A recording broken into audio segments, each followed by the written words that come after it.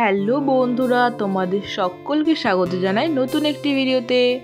আজ আমরা যেই মেলাটিতে গিয়েছিলাম সেই মেলাটি আমাদের বহরমপুরের খুব জনপ্রিয়। তো চলো তোমাদের বলি কোথায় গিয়েছিলাম বিষ্ণুপুর কালীবাড়ির পৌষ মেলাতে।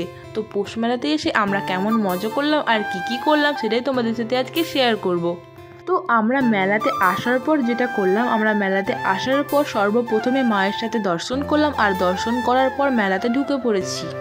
তোমরা তো দেখতেই পাচ্ছ আমরা কারা কারা মেলায় এসেছি, কিন্তু তাও তোমাদেরকে একবার জানিয়ে দিই আমরা কারা কারা মেলায় এসেছি দীপ, আমি, আমার মা আর দীপের মা। আমরা ফ্যামিলি নিয়ে মেলায় এসেছি। ফ্যামিলির সঙ্গে তো আমরা সেরকমভাবে ঘুরতে পাই না, তাই ফ্যামিলির সঙ্গেই ভাবলাম মেলাটা ঘুরি। আর আমরা তিনজনা তিন দিক হয়ে গেছিলাম। কেন বলো তো? কারণ মারা তো মাদের সংসারের জিনিসপত্র দেখছিল, বাসনপত্র এইসব।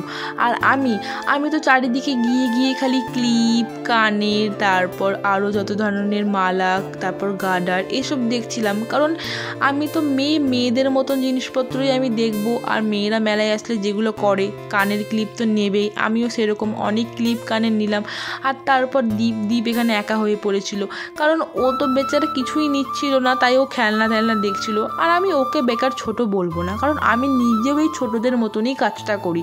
যেখানেই যাই না কেন মেলায়, সেখানে গিয়ে এরকম ক্লিপ কানের তো নেওয়ার সঙ্গে সঙ্গে এরকম হাড়ি কড়াই যেখানেই দেখতে পাই সেখানে দাঁড়িয়ে পড়ি। মনে হয় নিই, কিন্তু তারপর কোনো কারণবশত ওগুলো মনে হয় যে থাক, এখন তো আর নেওয়ার মতন বয়স নেই, সেই ভুলে আর নিই না। তখন ভাবি ছাড়ো, বাদ দিই।